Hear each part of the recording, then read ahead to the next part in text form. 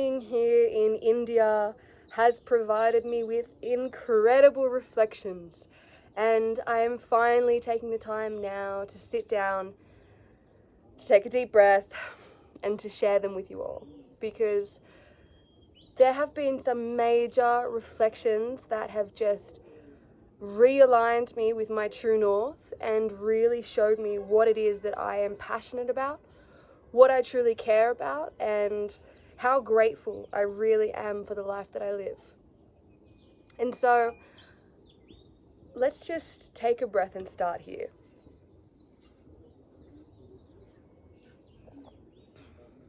I'm currently sitting in the sun, basking in the Himalayas, and the first reflection that really has become so prominent and so obvious within my subconscious mind, especially on the other side of the full moon, was how my daily responsibilities of living on the land, of running a homestead, such as sourcing water, chopping wood, checking the garden, looking after the dogs, all sorts of, really beautiful responsibilities, how they are my very purpose. And I want to dive deeper into that. So before we went away, I was feeling really overwhelmed with my responsibilities. Not necessarily did I believe ungrateful, but overwhelmed. I could feel this sense of, I need to source this, do this, because there's a lot of self-responsibility that comes with living such a sovereign life. And I'm happy with that, but I was just feeling a certain sense of overwhelming responsibility to do these things daily, to be that support for myself, to be responsible for these things. And taking a step away from any situation allows you to see an alternate perspective, and that's what's so beautiful. So taking a step away from the homestead and the land and the puppies and the gardens and everything that comes with living out in the jungle, I have realized that it is those very things, those very responsibilities that I do daily that give me purpose and give me drive and allow me to entirely feel like I am embodying the most impactful, highest version of myself possible to this planet, to the collective consciousness, to myself. It is these things that I feel most passionate about that allow me to feel so driven in this existence. And so I sat down and I have thought and pondered and cried and written and just allowed myself to process and to feel what it really means to live the life that I live, and how grateful I truly am to be able to have the opportunity to live this existence, especially what I do, living on the land that both Toby and I own. Not that you can ever own land, but it is our home, and we are so lucky to call it that at such a young age, with no massive overhead expenses, to have the opportunity to grow our own food organically, to spend our days with each other, the ones that we love, to spend time every day with my puppies and the fairies of the forest, to forage for mushrooms, to dry herbs, to read in the sunshine, to do yoga, to meditate, to swim in the rivers, to have beautiful bonfires, to be able to live my life off the schedule of my own heart and the circadian rhythm and the seasons, is something that I honor so greatly, so deeply, and I'm so thankful for that. And these very responsibilities of waking up and sweeping my cabin and opening the windows and lighting incense and bringing the dogs out onto the land and checking the garden, watering the garden, having coffee with Toby after a beautiful yoga flow, coffee that he's made organic with mushrooms and coconut milk, to be able to go for hikes up through the country that is so sacred and so old. Like where we are is on a positive dreaming track, and so that in of itself is so impactful to the energy that we are able to embody through the barefoot wanderings that we do on the land. To have the responsibility of being part of the ecosystem that is the garden and the homestead. That is huge. I miss singing my plants up into existence with love every single day.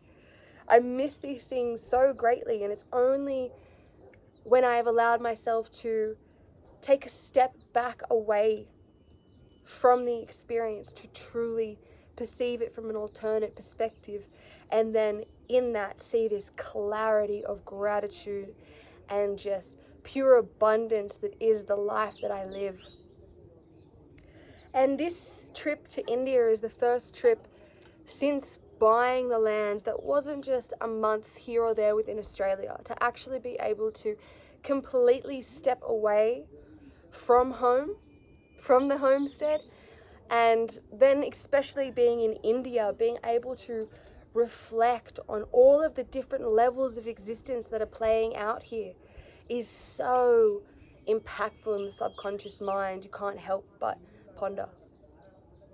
You can't help but think and feel and just reflect internally all of these experiences and these situations that are playing out here. It's beautiful. It really has allowed me to see how grateful I really am for my life, and how much more gratitude I plan on showing and feeling daily.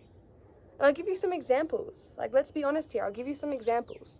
So at home, to go and get any food that we're not growing either on the land, in neighbors' gardens, from roadside stalls of communities nearby with fruits and vegetables, to then drive anywhere else to get anything. We do obviously need to do that. We live right at the foot of the Barrington Tops. So there are some beautiful hubs. There are about 5 hubs that I can think of off the top of my head that are all, 2 hours, an hour and a half drive. And now at home, I'd been starting to feel a little bit of a dread, thinking, oh, it's so hard to source food. Like, that's definitely an aspect I've got to live with, but it's also a fact I just want to speak into. It felt very hard. It felt like 2 hours drive to get organic food. Like, I won't not eat organic, so I have to go and do that, and I will. And I was starting to almost feel this dread about it, this, one would call it ungratefulness. And I thought, coming to India, okay, things should be organic here. I know not everything is, but it will be easy for me to find organic food, and surely it will be easier than that. The grass is greener mindset. And then getting here, I'm eating purely like a bear, dried organic fruits and nuts and Himalayan trout, because there is nothing else organic. Everything else is sprayed, or it says organic, but it's not. It's insane. It's actually crazy here. And especially where I am right now, up in the mountains, to get anywhere, minimum to walk to the road is a 2-kilometer hike. So I have just really sat with what I believed to be a strenuous, long adventure for food at home versus what is a strenuous, long adventure for food here in India. And that reflection in of itself has made me realize how good I have it at home, how incredibly lucky and grateful I am that I have the opportunity to drive through the bush, may I add, through national parks, through the bushland, listening to my own music, to certified organic hubs where I can buy local produce from 2 hours of the area that is healthy and abundant and a little bit expensive, but also not if it's one of the only things that I'm really paying for. And so that in itself is just an example of the deep smacks in the face of the universe of how humbled I am feeling being here. And another one, for example, is at home I would feel this sense of solitude, and there's definitely an isolation aspect of living in the hills because I do live so isolated. And there was this constant longing for maybe if there was Tobes and I would joke, if there was an organic cafe downstairs and we could just have some chats with people on the same vibration. Then coming to India, where there are hubs of that, it is so overwhelming for me to feel so many different energies of others all the time. And so it really allowed me to have this massive sense of gratitude for the solitude that I do have at home in the hills, because I am an embodiment of an ancient sage. I'm a hermit. I live in the mountains. I find my way back to the mountains somehow to gain further knowledge, to read by candlelight, and to ponder on the bigger thoughts of the universe. And so this trip to India has really just completely rebirthed me, to be honest, specifically from the first eclipse, like the end of March till now, coming into the end of April. This transitional period has allowed me to dive so deep internally into all of these unnecessary restrictions within my own mind and unnecessary energy and emotion that I was still holding on to within my body. And giving myself the time sitting here at the rooftop of the world, where time is so slow. Every day ticks by, the minutes tick by. I have so much time to scan every inch of my mind internally, to sit and just think and be and feel, to flow. And it's allowed me to really just become so crystal clear with what I'm here to do, what I'm passionate about, what I care for, and what I wish to experience in this existence. And do my beliefs reflect that? That was a massive thing I was pondering on recently, is do my beliefs reflect the existence I wish to experience? And I can now say, after journaling this morning and really getting clear with what it is I want to work on, what it is I care about, what it is that truly matters to me, and just simplify it, like sift through it and pick out what it is that specifically calls to me and just embody those things deeper. That's where I'm at. And that is the magic of just allowing this existence to happen for you, not to you, recognizing that, and really learning from all of the beautiful interactions, experiences, and reflections on what it is that I truly care for, what it is that I really am internally, and what I wish to then experience and manifest in this 3D physical realm. And so I hope it gives you a bit of an update on how I've been feeling with my reflections being here in India, and what I am so grateful for at Mountain Moon Homestead and at home.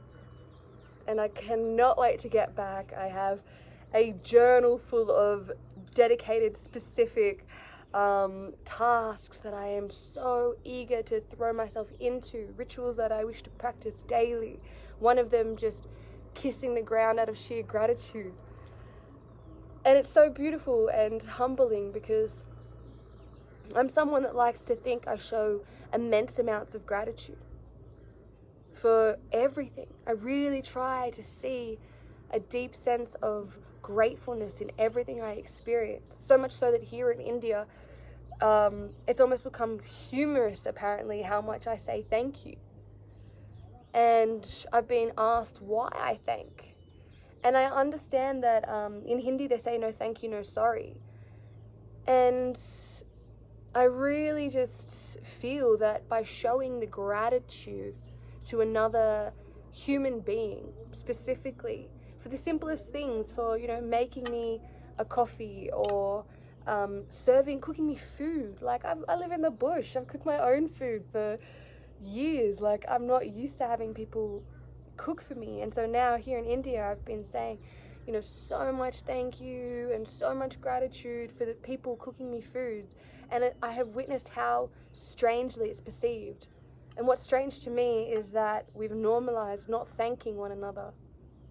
And I understand there's different traditions but I definitely think there's also just a general human appreciation and respect for one another that it's obvious is unusual that I show here. And I love that because it makes me really understand and see inside my heart how grateful I truly am. And in doing so, practice gratitude for every single thing: the sun, the tea, the butterflies, the flowers, almond oil, this to keep the sun off my head, my beautiful copper bands, everything. Everything is something that I practice gratitude for, and that is been a massive and probably the general theme of what I have learnt being here in India.